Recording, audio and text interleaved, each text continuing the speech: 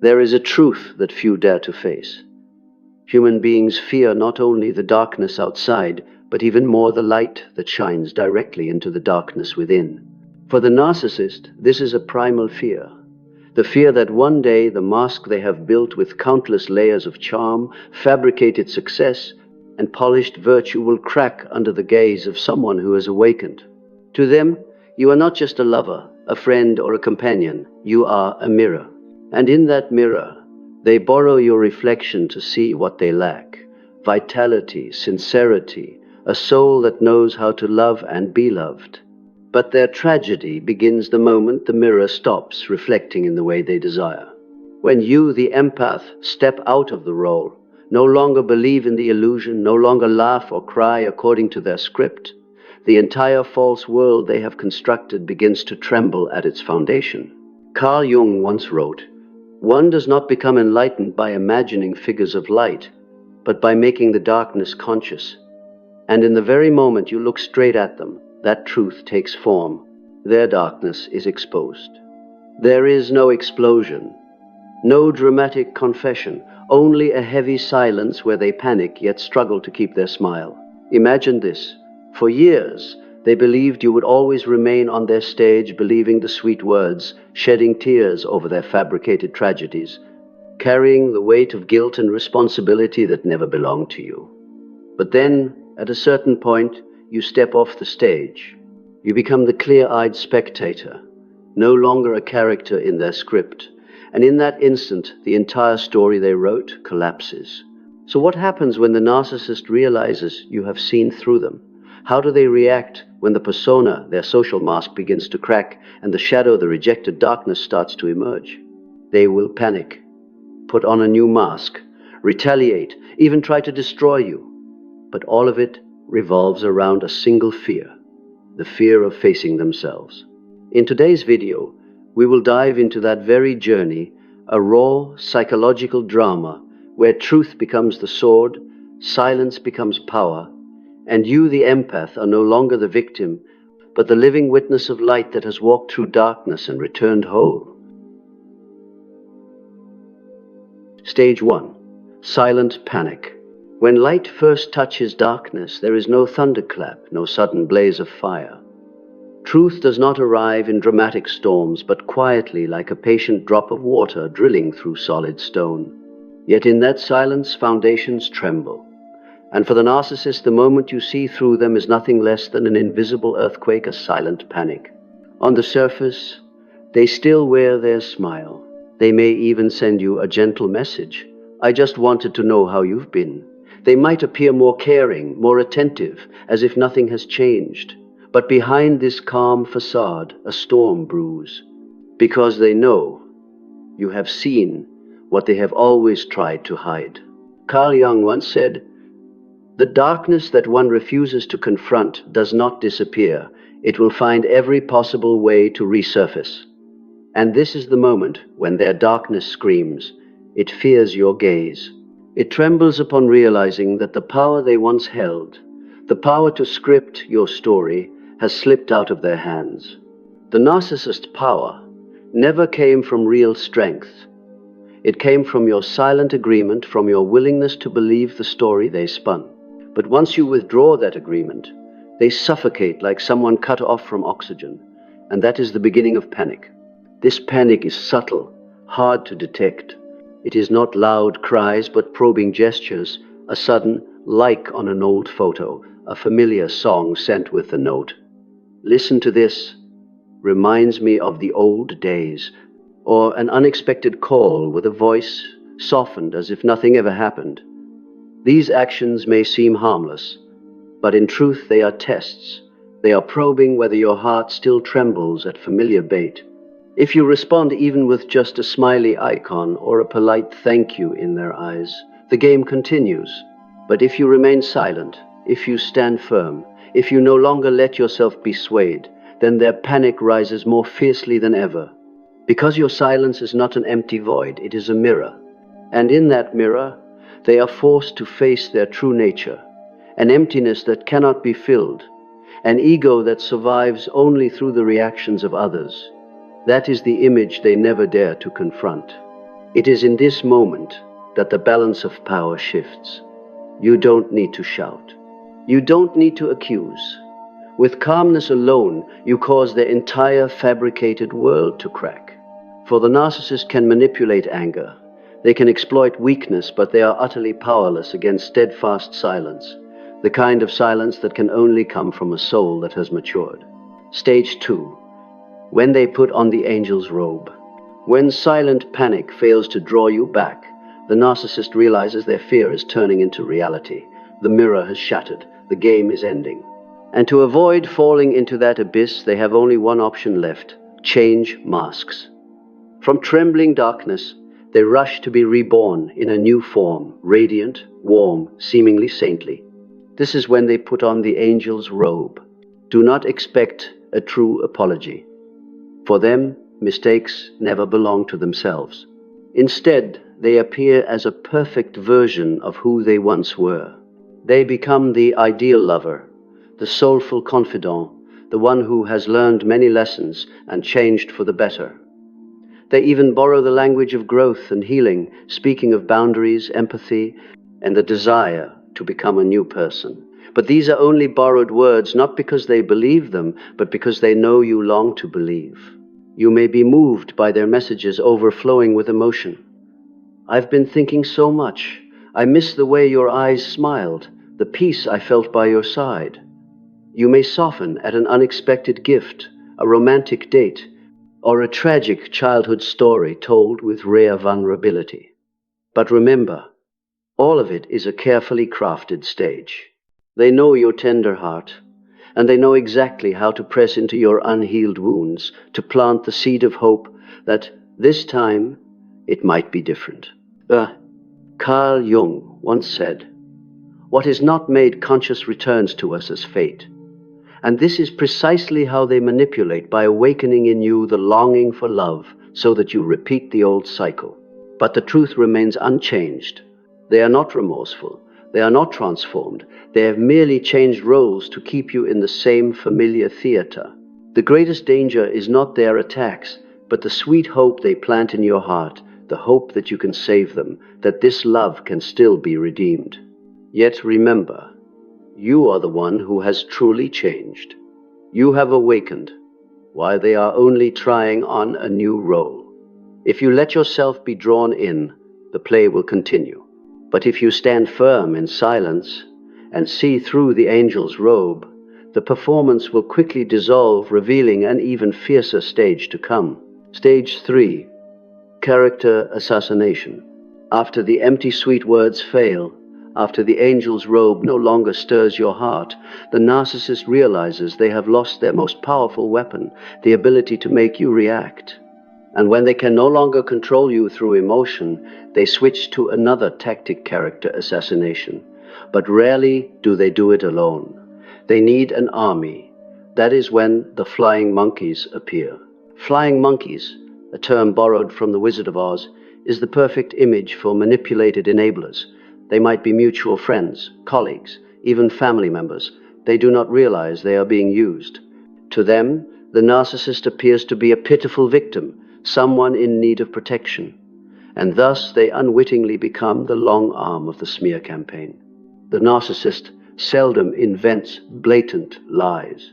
Instead, they use fragments of truth, moments you once confided in trust, and twist them into evidence against you.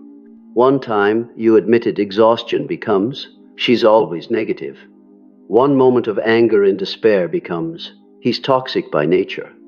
Retold with calm tone, dripping with sincerity and the pain of the noble victim, these stories become frighteningly persuasive.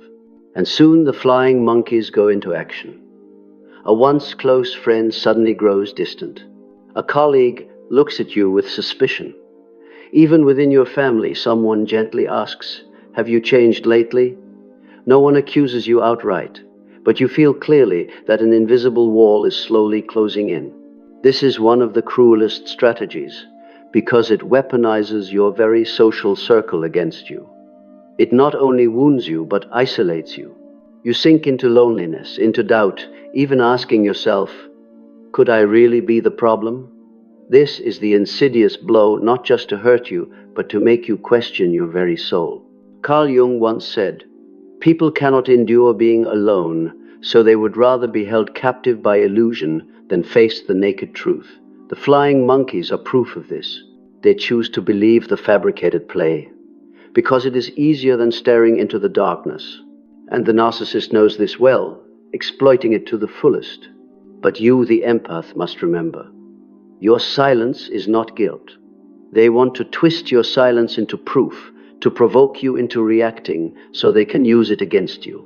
Yet, when you stand firm, when you refuse to join the theater of image they stage, you strip away their most dangerous weapon, the ability to control your emotions. And here lies the paradox. It is your non-reaction that gradually makes the curtain of lies fall.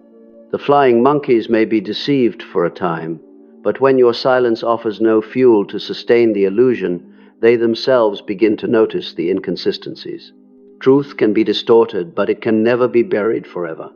At that point, the narcissist realizes they have not only lost you, they have lost their stage, for you are no longer a puppet in their script. You have become the mirror reflecting their darkness into the light. And that is the most humiliating defeat they will never want to face. Stage 4. Collapse and replacement.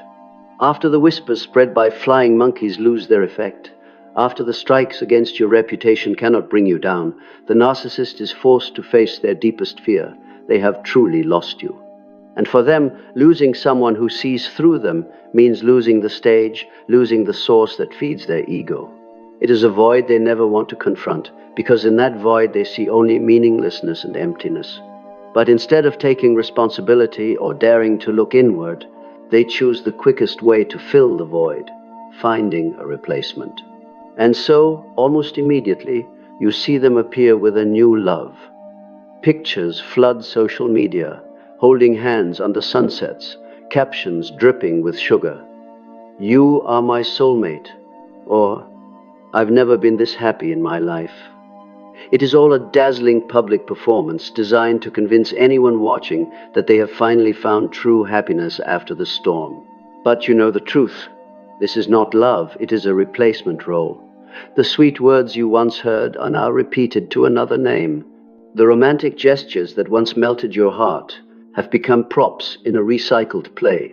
The new person is not a soulmate, but merely another mirror in which the narcissist sees themselves in a desperate attempt to patch the cracked persona.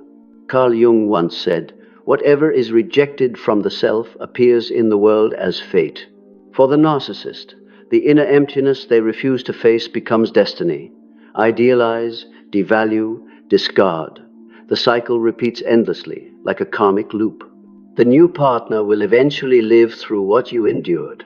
The bitter truth is this: they did not replace you because you were not good enough. They replaced you because you no longer reflected their illusion. What terrifies them most is someone who has seen through them, walked away, and remained standing without looking back. That is what makes you a scar they can never erase. Imagine this. You step off the stage and they hurriedly draw the curtain, rewriting the script with a new actor. But it is only the same play on repeat, because the shadow they are running from remains the emptiness that no one can ever fill. For you, this is no longer about comparison. It is proof that you have broken free. You are no longer inside the cycle of idealize, devalue, discard. You have stepped out. And simply by standing firm in your calmness, you witness the entire play repeat without being pulled into it again. Stage 5. Denial of reality. After finding a replacement, after showcasing staged pictures of bliss as if they've just entered paradise, the narcissist still has to face one fact. The truth remains. You have left.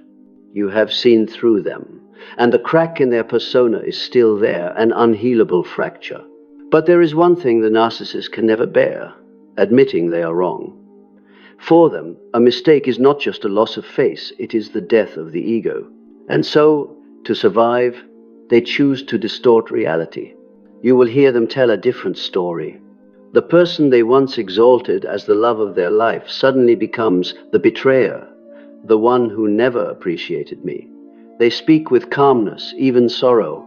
I gave her everything, but she never changed. Or, I loved him with all I had, but he always doubted and blamed me. The danger is this. They don't fabricate blatant lies. They take fragments of truth, twist them, rearrange them into a warped picture that still looks reasonable. One time you cried from exhaustion becomes, she's unstable. One time you grew angry at being manipulated becomes, he's toxic at his core. And people around them may believe it. Not because they are malicious, but because the story is told in such a convincingly reasonable way. Meanwhile, you, the one who stays silent to protect yourself, are cast as the guilty one. Your silence, once again, is twisted into evidence of guilt. Carl Jung once said, people will do anything, no matter how absurd, to avoid facing their own soul. And here is the proof. The narcissist would rather rewrite the script, rather live in the illusion of being the noble victim, than admit they are the source of suffering. Even more dangerous. Over time, they may begin to believe the very script they wrote, because for them, illusion is easier to live with than truth. And thus, the distorted story is not just to deceive others, but also to deceive themselves. But you must remember, you are not the betrayer. You are not the toxic one. You are simply the one who chose truth instead of continuing in a false play. You stepped out of the illusion, while they remained trapped inside it, rewriting the same script to avoid looking into the abyss within. For you, awakening is the beginning of freedom. For them, denial of reality is only the prolonging of chains. Stage 6, recycling the script. After distorting reality to salvage their image, the narcissist falls again into their familiar cycle.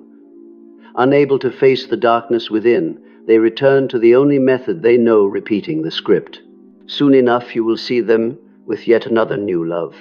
And once again the script starts from the beginning, like a play performed by memory. Hand in hand, photos at sunset, romantic status updates, flooding social media, the same promises you once heard. You are my soulmate. I've never been this happy. But don't be deceived by these images. This is not new love. This is a recycled version of the old play. The new person is simply a replacement actor, another mirror for the narcissist to gaze into, to keep projecting illusions and fleeing the emptiness within.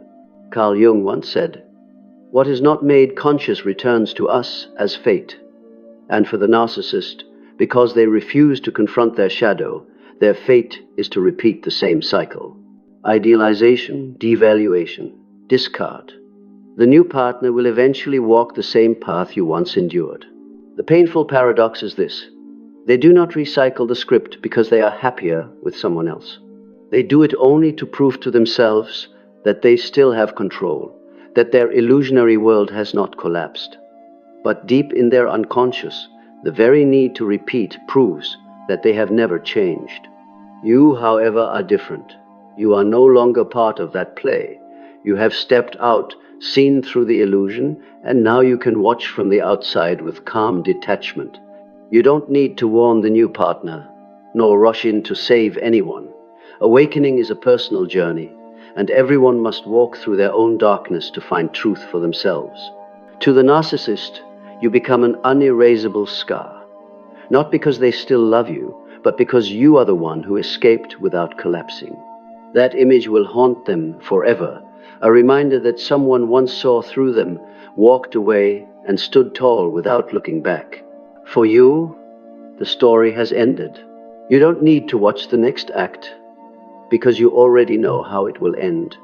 As for them, they remain trapped in their endless loop, a theater with changing actors, but always the same worn-out script.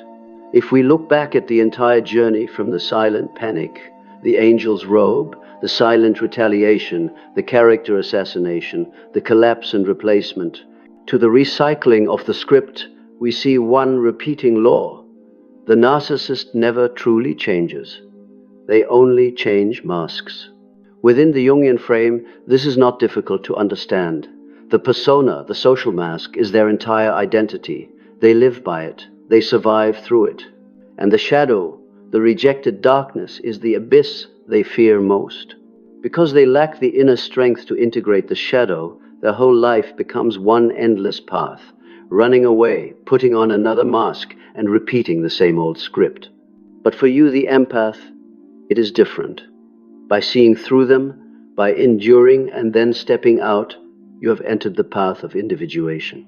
You no longer reflect according to their script.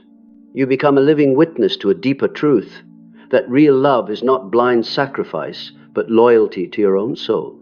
Carl Jung once wrote, "No one can become light without passing through darkness. You have passed through the darkness. Your pain has become the fire that forged you. Your silence is no longer weakness, but ultimate power, the power of a soul matured, no longer manipulated by anger or guilt." While the narcissist continues replaying the same drama with new actors, you have left that theater. You are no longer a character in their script. You are the one writing your own story. And in that book, the pen has returned to your hand. This is not just a confrontation with a narcissist. It is a symbolic journey, when the persona collapses, when the shadow rises, and when you, not them, step into the process of individuation. You have turned pain into light, silence into a sword, and freedom into victory. For true victory is not in watching them collapse. True victory is when you are reborn whole, free, and loyal to your own soul.